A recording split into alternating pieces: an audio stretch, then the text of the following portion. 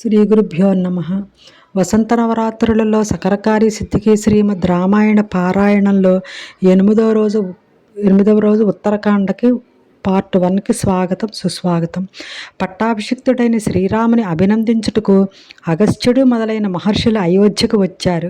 వారు ప్రసంగవశాత్తు, రామ, దేవతలకు కూడా అసాధ్యుడైన రావణుడు నీ చేతిలో హతుడు అగుట విని మేము చాలా మిక్కిలి సంతోషించాము.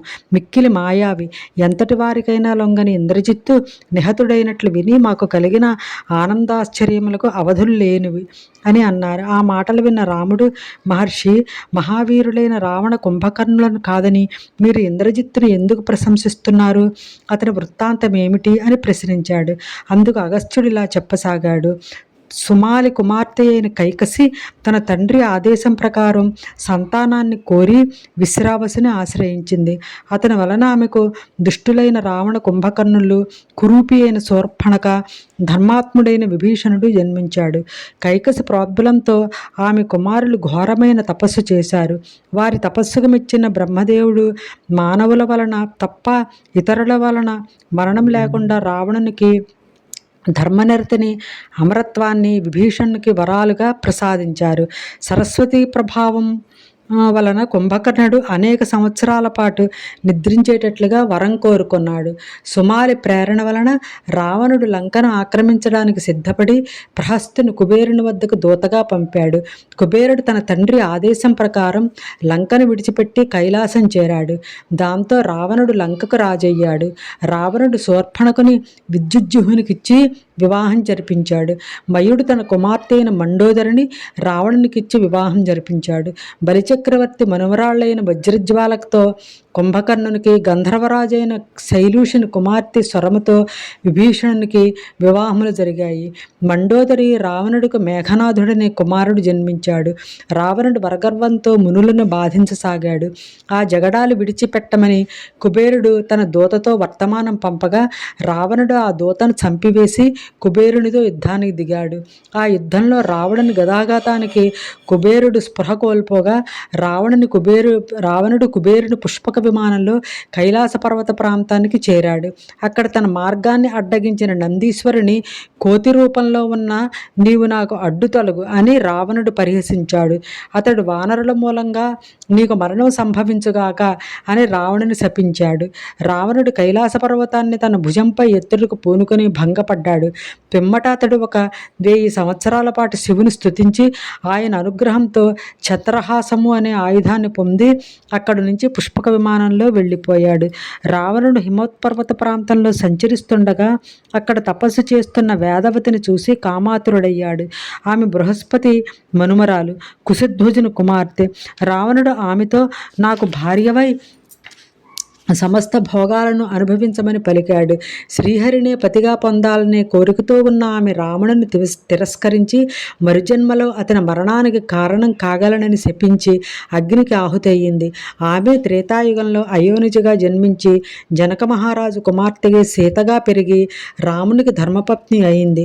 రావణుడు రాజ్యకాంక్షతో అనేక రాజ్యాలపై దండెత్తగా అయోధ్యాధిపతి అనరణ్యుడు అతనిని ఎదిరించాడు. వారి మధ్య జరిగిన యుద్ధంలో అతడు ప్రాణాపాయ స్థితిలో ఉండి రావణుని నీవు మా ఇక్ష్వాకు వంశంలో జన్మించే రాజు చేతిలోనే మరణిస్తావు అని శపించాడు. నారదుని ప్రేరణతో రావణుడు యమలోకంపై దండెత్తిగా యముడు కాలదండాన్ని చేత ధరించి రావణుని సంహరించడానికి సిద్ధపడ్డాడు. అప్పుడు బ్రహ్మదేవుడు అతనికి అడ్డుపడగా యముడు తన కాలదండాన్ని ఉపసంహరించి అక్కడి నుంచి అదృశ్యమైనాడు. రావణుడు తనకు తాను విజేతగా ప్రకటించుకున్నాడు. రావణుడు నివాత కవచాది దైత్యులతో మైత్రి చేసుకున్నాడు. వరుణలోకం చేరి వరుణుని పుత్రులను మనుమలను దెబ్బతీశాడు. తిరిగి అతడు లంకకు బయలుదేరి దారిలో అనేక మంది కన్యలను, స్త్రీలను బంధించి లంకకు తీసుకుపోయాడు. వారంతా కలిసి రావణుని పరస్త్రీలపై కోరిక ఉన్న ఈ రాక్షసాధముడు ఒక స్త్రీ మూలంగానే మరణిస్తాడు అని శపించారు. కాలకేయునితో జరిగిన యుద్ధంలో శూర్పణఖ భర్త అయిన విద్యుజ్జుమ్నుడు తన జాతివారైన రాక్షసులనే భక్షిస్తుండగా రావణుడు అతనిని తన ఖడ్గంతో ఖండించి వేశాడు. తన భర్తను చంపినందుకు శూర్పణఖ రావణుని నిందించగా రావణుడు ఆమెను ఓదార్చి తన సోదరుడైన కరుని వెంట దండకారణ్యానికి పంపించాడు. వారి వెంట 14,000 మంది రాక్షసులను దూషణుని కూడా అక్కడికి పంపాడు.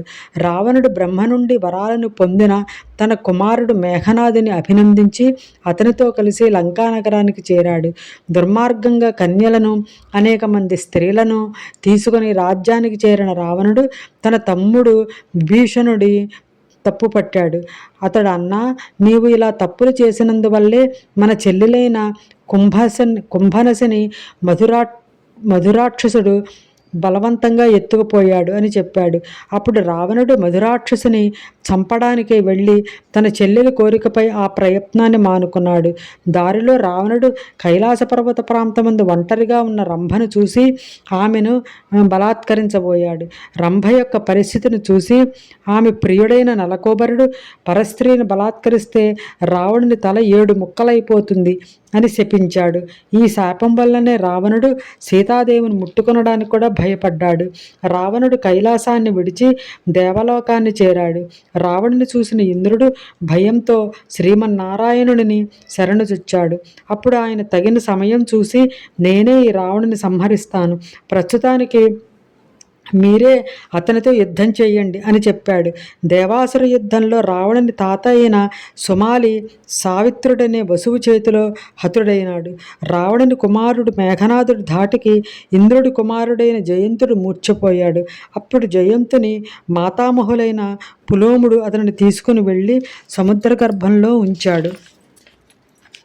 పిమ్మట మేఘనాథుడు ఇంద్రుని బంధించి లంకకు తీసుకొని పోయాడు.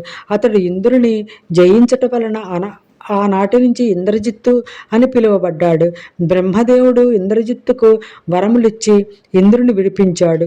ఇంద్రుడు బ్రహ్మసూచనపై వైష్ణవయాగం చేసి మరల స్వర్గాధిపతి అయినాడు అని అగస్త్యుడు శ్రీరామునికి వివరించగా, శ్రీరాముడు ఆయనతో, మహర్షి, రావణుడు ఆ విధంగా భూమండలమంతా తిరుగుతున్నప్పుడు ఈ లోకంలోని జనులు పరాక్రమహీనులుగా ఉన్నారా? రావణుని ఎదిరించగల మహారాజులే లేరా? వారికి అంతటి శస్త్రజ్ఞానము లేదా అని అడిగాడు. అందుకు సమాధానంగా అగస్త్య మహర్షి, రావణుడు రాజులనందరినీ పరాజితులను చేస్తూ ఒకసారి మాహిష్మతీపురం చేరాడు. ఆ సమయంలో ఆ రాజ్యాన్ని కార్తవీర్యార్జునుడనే రాజు పాలిస్తూ ఉండేవాడు. అగ్నిదేవుడిచ్చిన వరం వలన అతడు అగ్నిదేవునితో సమానమైన తేజంతో ప్రకాశిస్తూ ఉండేవాడు. రావణుడు ఆ రాజ్యం చేరేసరికి కార్తవీర్యార్జునుడు రాజ్యంలో లేడు. ఆ విషయాన్ని తెలుసుకున్న రావణుడు నర్మదా నదీ తీరానికి చేరి అక్కడ ఇసుక తిన్నెపై బంగారు లింగమును ఉంచి శివారాధన చేస్తున్నాడు. రావణుడు కైలాసగిరిని తన భుజాలపై పైకి ఎత్తడానికి ప్రయత్నించినప్పుడు శివుని పాదం యొక్క బొటనవ్రేలు ఒత్తిడితో అతను కైలాస పర్వతం క్రింద నలిగిపోయి శంకరుని అనుగ్రహం వలన ఆ బాధ నుంచి విముక్తుడై అయిన సంగతి తెలిసినదే కదా. అప్పటి నుంచి అతడు పరమేశ్వర ప్రీతికై నిత్యము శివలింగ పూజలు చేస్తూ ఉండేవాడు. రావణుడు నర్మదా నదీ తీరంలో శివపూజ చేస్తున్న సమయంలో కార్తవీర్యార్జునుడు అక్కడికి దగ్గరలో ఉన్న తన పత్నులతో కలిసి జలక్రీడలాడుతున్నాడు. అతడు తన 1000 చేతుల యొక్క బలాన్ని ప్రదర్శించుటకై ఆ చేతులతో నర్మదా నది జలప్రవాహాన్ని అడ్డగించాడు. దాంతో ఆ జలములు వెనక్కి మరలి శివపూజ చేస్తున్న రావణుడి సమీపించగా రావణుడు పూజ చేస్తున్న పుష్పములన్నీ కొట్టుకుపోయాయి. రావణుడు తన పూజను సగంలోనే ఆపుచేసి తన పూజకు భంగం కావడానికి గల కారణాన్ని తెలుసుకొని సుఖసారణులను పంపించాడు. వారు కార్తవీర్యార్జునుడే అందుకు కారణమని తెలుపగా రావణుడు అతని వద్దకు చేరి కార్తవీర్యార్జుని సేనలను తుదముట్టించాడు. అప్పుడు ఆ మహారాజు స్వయంగా యుద్ధంలోకి దిగి రావణుని సేనలను పారిపోయేలా చేసి రావణుని తన సహస్ర బాహువులతో బంధించి తన రాజధానికి చేరాడు. ఆ వార్తను తెలుసుకున్న పులశ్చుడు కార్తవీర్యుని వద్దకు వెళ్ళి తన మనుమడైన రావణుని వదిలిపెట్టమని కోరాడు. అందుకు సమ్మతించిన ఆ మహారాజు రావణుని బంధ విముక్తిని చేసి అతిథి మర్యాదలు చేశాడు. ఈ విధంగా లోకంలో ఒకరిని మించిన బలశాలులు మరొకరు ఉంటారు అని చెప్పి అగస్త్యుడు ఇంకా రావణుని సంకలో ఇరికించుకొని 4 సముద్రాలలో సంధ్యోపాదన చేసిన వాలి బలం గురించి కూడా తెలిపాడు. రేపు 9వ రోజు ఉత్తరకాండం 2 చదువుకుందాము. స్వస్తి.